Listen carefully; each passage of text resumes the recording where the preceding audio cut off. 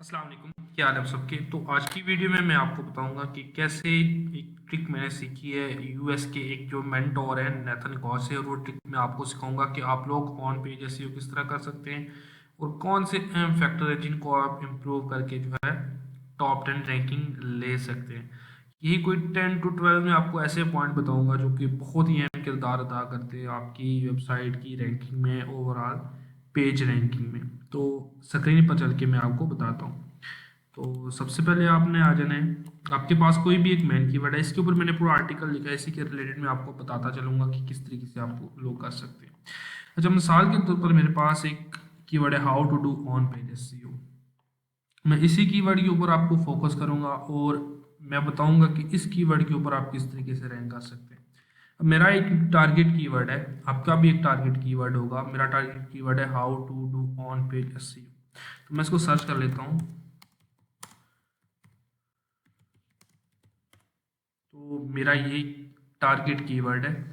और अब आपके पास जो पहली साइट आ रही है वो आ रही है विक्स की। ये स्पॉन्सर साइट है, फिर इसको भी छोड़ दें। अब अच्छा, आपके आपके पास तीसरी साइट आ रही है। अच्छा, सबसे पहले जो आपके पास तीन चीज़ें देखने वाली होती हैं वो मैं आपको बताता हूँ।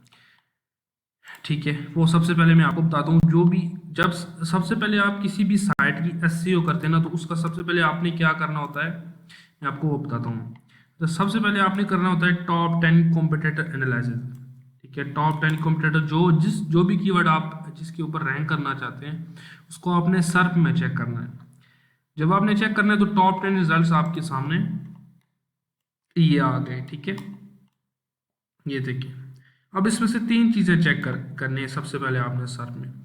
अच्छा, मिसाल के तौर पर मेरे पास एक कीवर्ड है ये वाला। अब मैंने कौन सी चीज़ सबसे पहले चेक करनी है, मैंने सबसे पहले जो चीज़ चेक करनी है वो मेरे पास आती है जी मेटा टाइटल, उसके बाद मेटा डिस्क्रिप्शन, उसके बाद स्लग।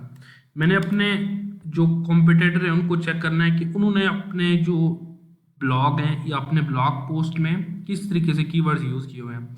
आखिर वो एग्जैक्ट मैच के ऊपर रैंक कर रहे हैं, पार्शियल मैच के ऊपर रैंक कर रहे हैं, या किस तरीके से वो रैंक कर रहे हैं और कितने कीवर्ड की डेंसिटी रख के वो रैंक कर रहे हैं और कहाँ पे वो लैग कर रहे हैं। ठीक है, मैं आपको बताता हूँ। अच्छा, सबसे पहले मेरे पास एक ये साइट आती है, मैं इसको ओपन कर देता हूँ। ठीक है।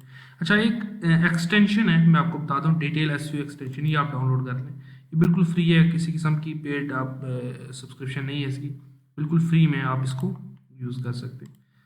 अच्छा, इसको आपने सेलेक्ट कर लेना, ये सारा डेटा इसका क्रॉल करेगी। ठीक है, डिटेल एसईओ ऑल्ट, ये इसका डेटा क्रॉल करके आपको बताती है। अच्छा, सबसे पहले देखें आपके पास आता है the ultimate guide to on page SEO. अब एक चीज़ देखें यहाँ पे, ये बिल्कुल ठीक है। आपने यहाँ पे ना एक तो ओवरऑल अथॉरिटी को भूल जाए। ठीक है, कि इसकी ओवरऑल अथॉरिटी है नहीं है क्या है। सिंपल आपने तीन चीज़ों पे यहाँ पे फोकस करना है, वो है Meta title, Meta description, URL. ठीक है, ये चीज़ आपने फोकस करनी है। आपने छोड़ देना है कि इसकी क्या डिफिकल्टी है, इसको लिंक है। अब तीनों चीज़ों में देखें, हमारा जो मेन कीवर्ड है how to do on pages, ये वो एग्जैक्ट मैच कहीं पे भी नहीं आ रहा। इन्होंने लिखा हुआ है the ultimate guide on on page SEO, discover how on page SEO can help. यहाँ पे भी एग्जैक्ट मैच यूज नहीं हो रहा। फिर देखें a step by step guide to flawless on page SEO free template. तो तीनों जगहों पे आपका जो मेन कीवर्ड है वो नहीं आ रहा। इसका मतलब है कि आपके पास एक बहुत बड़ी अपॉर्चुनिटी है, आप इस साइट को बीट कर सकते हैं। ठीक है, ये मैंने आपको बताया कॉम्पिटिटर एनालिसिस करके। अभी बैक लिंक और इसकी अथॉरिटी नहीं देखी, फिलहाल हमने देखा है Meta title, Meta description, URL. आपके पास अपॉर्चुनिटी है, आप एग्जैक्ट मैच यूज करें। ठीक है। अच्छा, ये चीज़ आ गई। अब इसी तरह आपने क्या करना है, ठीक है, आपने इसको चेक कर लेना है फिर इसी साइट को चेक कर लेना है। फिलहाल इनकी अथॉरिटीज़ को भूल जाएं, एचआरएफ की अथॉरिटी को भूल जाएं, जितनी भी अथॉरिटी है वो बात की बात है। फिलहाल जो आपने चेक करना है वो इनकी चेक करना है कि आखिर इन्होंने एग्जैक्ट मैच यूज़ किए हुए हैं या किस तरीके से ये रैंक कर रहे हैं। ठीक है। अच्छा, इसने भी कोई एग्जैक्ट मैच यूज़ नहीं किया हुआ, how to do on pages, सिर्फ ऑन पेजेस लिखा हुआ है, जो कि एक ब्रॉडर कीवर्ड है। ठीक है। अब ब्रॉड कीवर्ड से मुराद होती है कि ऑन पेज एसईओ ये बहुत सारी इसमें आगे कीवर्ड्स आ जाते हैं, कीवर्ड्स वेरिएशन आ जाती है। इन्होंने एग्जैक्ट मैच टारगेट नहीं किया हुआ, ठीक है, इन्होंने सिर्फ टारगेट किया हुआ है on page SEO, the beginners guide. फिर डिस्क्रिप्शन में भी कहीं पे भी इन्होंने हमारा जो एग्जैक्ट मैच कीवर्ड है वो टारगेट नहीं किया हुआ। और इसी तरीके से इन्होंने जो है ये अपने स्लग में भी कहीं पे भी टारगेट नहीं किया। हम इसको खत्म करते हैं। अब हम चेक करते हैं सर्च इंजन जर्नल को। इसकी भी बहुत ज़्यादा डिफिकल्टी है, अच्छा सॉरी, इसकी भी बहुत हाई अथॉरिटी, लेकिन हमने अथॉरिटी को फिलहाल छोड़ देना है। अब आप ये देख लें सर्च इंजन जर्नल, इसने भी कहीं पे भी इसने भी ब्रॉड कीवर्ड यूज़ किया हुआ है ऑन पेज एसईओ, कहीं पे भी इसने हमारा एग्जैक्ट मैच कीवर्ड यूज़ नहीं किया हुआ। अच्छा ये चीज़ आपकी समझ में आ गई होगी कि आपने पहले अपने कॉम्पिटिटर को चेक करना है कि टॉप 10 जो कॉम्पिटिटर हैं आपके, और उन्होंने आप जिस कीवर्ड के ऊपर रैंक करना चाह रहे हैं, ठीक है, उन्होंने वो अपने कीवर्ड में सॉरी उन्होंने अपने टाइटल, मेटा डिस्क्रिप्शन और स्लग में यूज़ किया हुआ, उन्होंने नहीं यूज़ किया हुआ। तो आपके पास एक अपॉर्चुनिटी है कि आप अपने मेटा टाइटल, मेटा डिस्क्रिप्शन और स्लग में उसको यूज़ करके ईजीली ऊपर आ सकते हैं। अच्छा उसके बाद आपके पास आ जाते हैं दूसरी चीज़ जो आती है कीवर्ड प्लेसमेंट। अच्छा H1 और पेज टाइटल, ठीक है, ये एक ही होते हैं, ठीक है, इनको एक ही कंसिडर किया जाता है। पेज टाइटल और मेटा डिस्क्रिप्शन में, मेटा टाइटल में फ़र्क ये होता है कि जो मेटा टाइटल होता है वो ये होता है और पेज टाइटल होता है वो अंदर होता है। अच्छा हम चेक करते हैं अब इसको सबसे पहले कि इसके H1 में कौन सा कीवर्ड लगा हुआ है। अच्छा यहाँ पे आपने आना है सिंपल, इसको डिटेल के ऊपर क्लिक करना है और हेडिंग के ऊपर आपने आ जाना है। अच्छा ये H1 H4 से दिखा रहा है, ठीक है, H4 H3 H2 on page SEO, तो उसका लेआउट थोड़ा सा बिगड़ा हुआ है, ठीक है। और ये एक चीज़ ये भी आपके लिए है कि आप इसका अपनी साइड का लेआउट ठीक करें, ठीक है, तो आप यहाँ पे इजीली रैंक कर दें। अच्छा इसका जो मेन H1 होगा वो यही होगा मेरे ख्याल में, पेज टाइटल भी ये वाला, ठीक है, the ultimate guide on page SEO. यहाँ पे भी उसने अपना मेन कीवर्ड यूज़ नहीं किया हुआ। आप यहाँ पे देख सकते हैं लिखा है the H tag of page title is the most crucial. सबसे जो मेटा टाइटल स्लग के बाद जो आपके पास मोस्ट क्रूशियल जगह आती है वो आती है H1 या पेज टाइटल, ठीक है, सबसे क्रूशियल जगह। यहाँ पे आपका एग्जैक्ट मैच कीवर्ड लाजमी होना चाहिए। अगर एग्जैक्ट मैच कीवर्ड नहीं आता आप LSI यूज़ कर सकते हैं। LSI क्या होता है, सेकेंडरी कीवर्ड, किसी दूसरे कीवर्ड के साथ मिला के ऐसे लिखें कि वो कीवर्ड स्टफिंग ना हो, ठीक है। यहाँ पे यूज़ नहीं हो रहा, फिर हम दूसरा चेक कर लेते हैं। यहाँ पे हमारे पास आता है ऑन पेज, फिर हम सर्च इंजन जर्नल को चेक कर लेते हैं। अच्छा यहाँ पे इसको हम डिटेल को ओपन करते हैं, हेडिंग पे जाते हैं। अच्छा इस तरीके इसने लगाया हुआ है, लेकिन इसने भी एग्जैक्ट मैच यूज़ नहीं किया हुआ। H1 के बाद डायरेक्ट उसने H6 यूज़ किया हुआ है। हेडिंग में मसला है थोड़ा सा इसकी भी, ठीक है। अच्छा ये कंटेंट का जो लेआउट होता है ना वो H1 के बाद हमेशा यहाँ पे इसका H2 आएगा, ठीक है, या अगर यहाँ पे ये H2 यूज़ कर सकते हैं, ठीक है, या इसको H2 इसको H3 इस तरह की, H6 यहाँ पे नहीं आ सकता, ठीक है।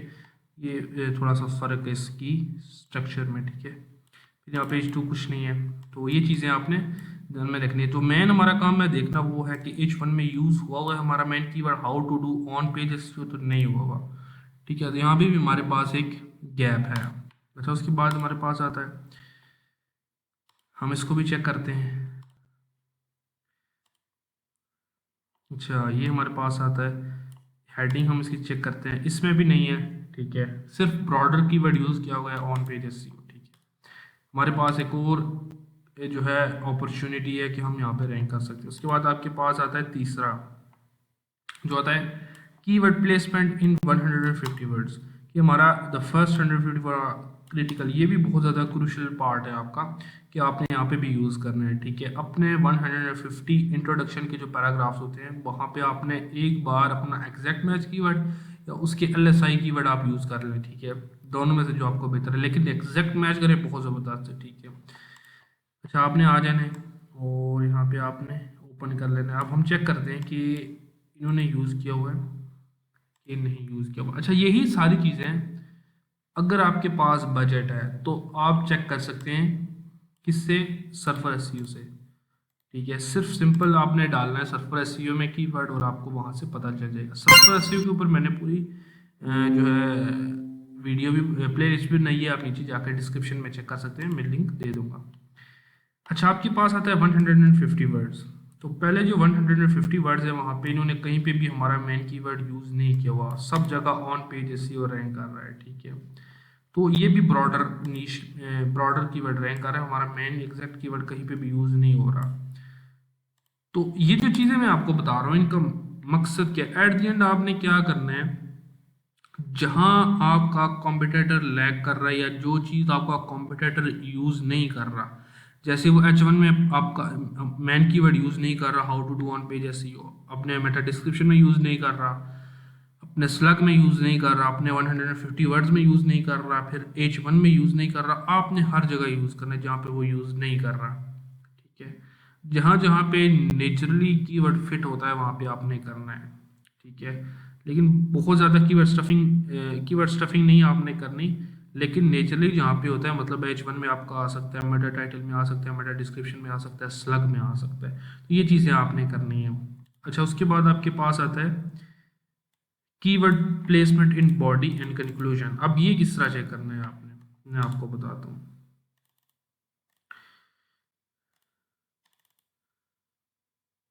आपने सिंपल इसको कॉपी करना है, टू ऑन पेज एसईओ, इसको कॉपी करना है। अब आपने इन तीनों वेबसाइट को ओपन कर लेना है और आपने एक सर्च बार ओपन कर लेना है, CTRL plus F, control plus F आपने ओपन करना है। और इसको जब यहाँ पे आप पेस्ट करेंगे तो ये आपको बता देगा कि आपका जो, ये देखें यहाँ पे इसने एक बार यूज़ किया हुआ, दो बार इसने यूज़ किया हुआ है, एक बार यहाँ पे इसने यूज़ किया how to do on page SEO. तो एट द एंड गूगल ने यहीं से उठाकर इनको रैंक किया हुआ है, ठीक है। आपके सामने दो बार इन्होंने यूज़ किया हुआ है, आपने भी यूज़ करना है, इन्होंने बॉडी में यूज़ किया हुआ है, ये देखें how to do on page SEO. हम दूसरा चेक कर लेते हैं, इसने कितनी बार यूज़ किया, इसने यूज़ नहीं किया हुआ, फिर हम इसको चेक कर लेते हैं, इसने भी यूज़, लेकिन एच आर एफ वाले ने यूज़ किया हुआ है, ठीक है। तो ये चीज़ है, बॉडी में आपने यूज़ करना है, फिर कंक्लूजन में आपने यूज़ करना है, ये दो चीज़ें आपके पास आ जाती हैं। अच्छा, एल एस आई कीवर्ड के कि बॉडी में भी आप यूज़ करने हैं और H2 में भी, ठीक है। अब ये कौन से कीवर्ड है अभी मैं आपको बताता हूँ। अब मिसाल के तौर पर, अब इस वेबसाइट ने जो टारगेट कीवर्ड किया वो किया हुआ है जी ऑन पेज एसईओ, ठीक है। अब मैं आपको बताता हूँ, अब इन्होंने ऑन पेज एसईओ किया हुआ है ना, ठीक है। जहाँ पे ऑन पेज एसईओ की बात होगी वहाँ पे मेटा डिस्क्रिप्शन की बात होगी। तो ये क्या हो गया, मेटा डिस्क्रिप्शन जो यहाँ पे कहा जाएगा उसे कहा जाएगा LSI कीवर्ड। मेटा डिस्क्रिप्शन को यहाँ पे कहा जाएगा LSI कीवर्ड। जहाँ पे ऑन पेज एसईओ की बात की जाएगी वहाँ पे मेटा डिस्क्रिप्शन की भी बात होगी, और यहाँ पे मेटा डिस्क्रिप्शन को LSI कीवर्ड्स कहा जाएगा या सेकेंडरी कीवर्ड्स, ठीक है। उसके बाद आप देख लें ऑन पेज एसईओ, फिर फैक्टर्स का जैसे कीवर्ड आ गया, फिर EAT, ये एक फार्मूला है। जहाँ पे ऑन पेज एसईओ की बात होगी वहाँ पे EAT की बात होगी, ठीक है। ठीक है, टाइटल टैग ऑप्टिमाइजेशन, जहाँ पे ऑन पेज एसईओ की बात होगी वहाँ पे टाइटल टैग ऑप्टिमाइजेशन की भी बात होगी, ठीक है। ये इसके LSI कीवर्ड्स हैं, ठीक है, सारे या सेकेंडरी कीवर्ड्स हैं। और आपकी जो रैंकिंग होती है, कंटेंट की ऑप्टिमाइजेशन होती है, वो इनके ऊपर बहुत ज़्यादा डिपेंड कर रही होती है। अगर आप इस तरह के कीवर्ड यूज़ नहीं करते जो LSI कीवर्ड्स हैं, तो आपकी रैंकिंग के चांसेस बहुत कम हो जाते हैं, ठीक है। क्योंकि गूगल आपको रैंक इसी बुनियाद के ऊपर करता है, क्योंकि पहले जो होता था आप कीवर्ड स्टफिंग कर देते तो रैंक हो जाते, लेकिन बाद में गूगल ने इस तरह नहीं किया, उसने बाद में LSI कीवर्ड्स को मज़ीद वैल्यू दी, ठीक है। और आप जितने ज़्यादा LSI कीवर्ड्स यूज़ करते हैं इस तरीके से, ठीक है, जो आपके मेन कीवर्ड के रिलेटेड होते हैं, तो गूगल आपको ज़्यादा प्रायोरिटी देता है, ठीक है। तो आपने इस तरह की कीवर्ड जो है बॉडी में बहुत ज़्यादा यूज़ करने हैं, फिर हेडिंग में भी यूज़ करने हैं। जिस तरह टाइटल टैग ऑप्टिमाइजेशन होगा, जहाँ पे ऑन पेज एसईओ की बात होगी वहाँ पे राइटिंग की भी बात होगी, ठीक है। तो ये देखिए राइटिंग यूज़ किया हुआ है, ठीक है। हेडर की बात होगी, ठीक है, राइटिंग ट्रैफिक की बात होगी, ठीक है, डिस्क्रिप्शन की बात होगी, कीवर्ड कैनिबलाइजेशन की बात होगी, इंटरनल एक्सटर्नल लिंक की बात होगी, कंटेंट ऑडिट की बात होगी, ठीक है। तो ये सारे कीवर्ड जो होते हैं इनको बोलते हैं LSI कीवर्ड्स। अच्छा, उसके बाद आपके पास आती है नेक्स्ट चीज, बोल्ड मैन कीवर्ड। अच्छा मैं आपको बताता हूँ। अब आपने यहाँ पे आ जाना है, मैं यहाँ पे इसको ख़त्म करता हूँ, यहाँ पे इसको, अब मैं आपको दिखाता हूँ। अच्छा इस यहाँ पे ये देखें, इन्होंने किया हुआ योर कंप्लीट गाइड, ये हेडिंग नहीं है, ये है जी आपके पास बोल्ड होगा। ये बोल्ड क्यों करते हैं, ये भी एज अ रैंकिंग सिग्नल के तौर पर यूज होता है, ठीक है, कि आपने कितने, और ये कंटेंट ऑप्टिमाइजेशन में बहुत ज़्यादा अहम है कि आप अपने मेन कीवर्ड को बोल्ड करें, ठीक है। ये चीज़ आपने ध्यान में रखनी है। ये आप ये चीज़ जो है मैंने सरफर एसईओ से सीखी है, ठीक है। और ये आपने हमेशा जो है ऑन पेज एसईओ, ये चीज़ आपने बोल्ड करनी है। जो आपका मेन कीवर्ड है, इनका मेन कीवर्ड है ऑन पेज एसईओ, इन्होंने यहाँ पे बोल्ड किया हुआ है, ठीक है। नीचे मैं आपको दिखाता हूँ, बस इन्होंने यहीं पे इन्होंने एक बार बोल्ड किया हुआ है, तो आपने भी एक एक या एक से बार ज़्यादा, दो बार बोल्ड करना, तीन बार, लेकिन आप इसको बोल्ड कर सकते हैं, इसका कोई मसला नहीं है। बेशक आप जितने मर्जी on page SEO keyword या how to do on page SEO, जितने मर्जी आप वर्ड यूज़ कर रहे हैं या की वर्ड यूज़ कर रहे हैं, सबको बोल्ड करने कोई मसला नहीं है। ये भी as a ranking signal use होता है। अच्छा कॉम्पिटिटर्स ब्लॉक वर्ड लेंथ। अच्छा जब भी टॉप 10 रिजल्ट्स रैंक होते हैं ना, रेलिवेंट रिजल्ट, तो गूगल उनको ना, उनका एक लेआउट बना लेता है, ठीक है। उसी लेआउट की बुनियाद पर नए पेजेस को भी या नई वेबसाइट्स को भी उसी कीवर्ड के अगेंस्ट रैंकिंग देता है। मिसाल के तौर पर आपके पास एक कीवर्ड है, सॉरी मैं आपको बताता हूँ। अच्छा मिसाल, एक मिनट,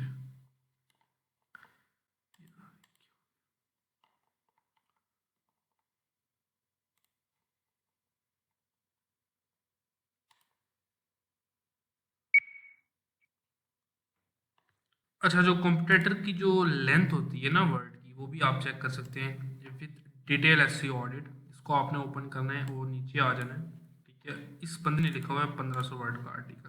अब हमने चेक करना है इसको, इसने लिखा हुआ है 4000 वर्ड का आर्टिकल, ठीक है। इस तरीके से आप जब टॉप 10 रिजल्ट को एनालाइज करते हैं ना, तो आप इजीली चेक कर सकते हैं कि आपने कितने वर्ड या कितनी हेडिंग्स या कितने वर्ड का आर्टिकल और उसमें कितने पैराग्राफ्स लिखने हैं, ठीक है।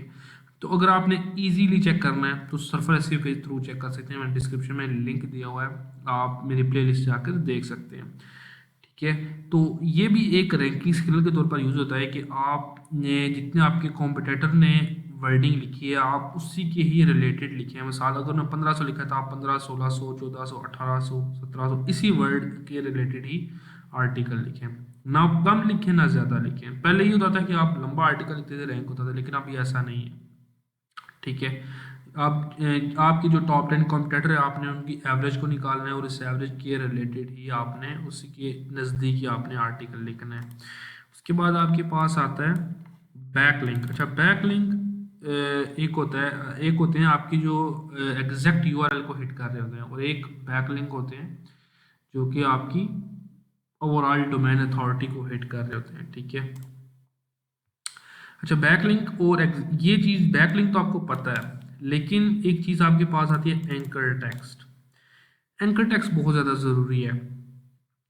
अगर आपके कॉम्पिटिटर्स ने ना एंकर टेक्स्ट ऐसे यूज़ किए हुए हैं जो कि आप समझ लें कि एग्जैक्ट मैच है। मिसाल के तौर पर वो अगर रैंक करना चाह रहे हैं ऑन पेज एसईओ के लिए, अगर वो ट्राई कर रहे हैं रैंकिंग के लिए ऑन पेज एसईओ के लिए, ठीक है, कीवर्ड के ऊपर, तो अगर वो अपने जो बैकलिंक्स के एंकर टेक्स्ट हैं वो ऑन पेज एसईओ रख रहे हैं मैक्सिमम, तो आपको भी मैक्सिमम ऑन पेज ही रखने पड़ेंगे, तभी आप रैंक होगे, तभी उन बैकलिंक्स का इम्पैक्ट होगा, ठीक है।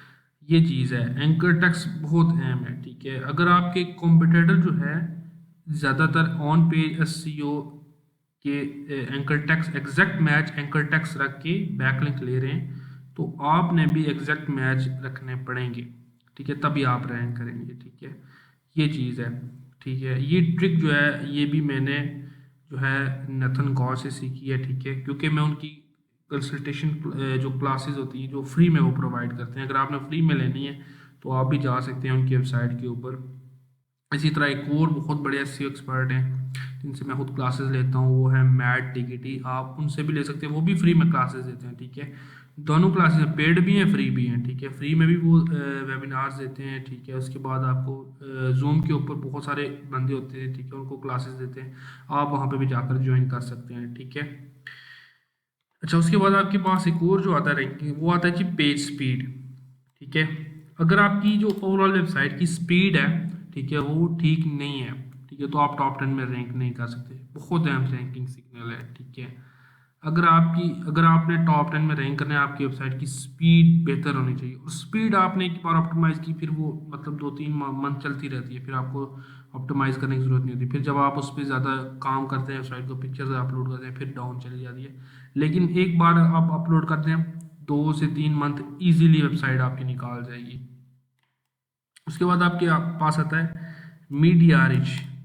मीडिया रिच क्या है? मिसाल के तौर पर आप अब देखें ये चीज़, अब ये देखें, अब ये कितना ज़बरदस्त इस बंदे ने मतलब बनाया हुआ सर्च इंजन ने, ठीक है, सर्च इंजन जर्नल ने।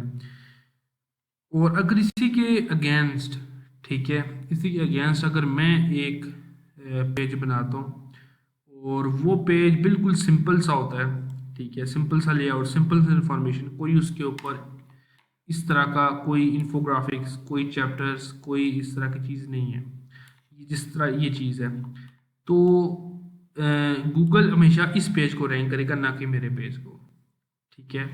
तो ये चीज़ है, ठीक है। आपने अपने मैक्सिमम जो है अपने पेज के ऊपर मीडिया लगाना है, ठीक है, इन्फोग्राफिक्स यूज़ करने हैं, वीडियोस लगानी है, इमेजेस लगानी है, ताकि यूज़र का जो बिहेवियर है और जो यूज़र जो मांग रहा है उससे वो मिले, उसकी इंटेंट पूरी हो, प्लस जो है यूज़र का जो एक्सपीरियंस है वो ख़राब ना हो, ठीक है। यूज़र को पढ़ने में आसानी हो, उसको समझने में आसानी हो, ठीक है, आपका पेज समझने में आसानी हो, ताकि वो दोबारा विजिट करे आपकी साइट के ऊपर। और मैक्सिमम जब आपका यूज़र मैक्सिमम टाइम गुजारेगा ना आपकी वेबसाइट के ऊपर, तो इसके आपकी वेबसाइट की जो रैंकिंग, मज़ीद रैंकिंग के चांसेस है ना, वो भी बढ़ जाएंगे। अगर आप पहले पेज पर ऑलरेडी रैंक कर रहे हैं, ठीक है, और बहुत सारे विजिटर्स आपके पेज के ऊपर आ रहे हैं, ठीक है, बहुत सारे, लेकिन वो बहुत जल्दी जा रहे हैं, तो गूगल आपको डाउन कर देगा। लेकिन अगर आपके विजिटर्स जो है आपकी वेबसाइट के ऊपर आ रहे हैं, उनकी जो नीड है वो फुलफिल हो रही है, और वो मैक्सिमम टाइम गुजार रहे हैं, ये एक टाइम भी होता है, ठीक है। आप एनालिटिक्स पर जाएँ, वहाँ पे आपको सेशन पता चल जाएंगे, सेशन से भी आपको पता चल जाता है, वहाँ पे टाइम भी होता है, सेशन से भी पता चल जाता है आपको कि आपके यूज़र ने कितना टाइम आपके पेज के ऊपर गुजारा, ठीक है। तो मैक्सिमम टाइम अगर आपकी वेबसाइट के ऊपर गुजारता है, तो गूगल आपको कभी भी डाउन नहीं करता, क्योंकि उसको पता है कि ये यूज़र जो है यहाँ पे टाइम लगा रहा है, इसका मतलब है कि उसकी जो नीड है वो फुलफिल हो रही है, ठीक है। तो तभी यूज़र ज़्यादा देर इंगेज रहेगा, जब आपकी जो पेज है वो सही तरीके से ऑप्टिमाइज होगी और मीडिया रिच होगी। तो ये थी जी आज की हमारी वीडियो में कोई भी चीज़ आपको इन्फॉर्मेशनल लगे तो चैनल को सब्सक्राइब कर दें, लाइक कर दें। कोई भी क्यूरी है आपकी एसईओ के रिलेटेड, तो भी आप हमसे डिस्क्रिप्शन में पूछ सकते हैं।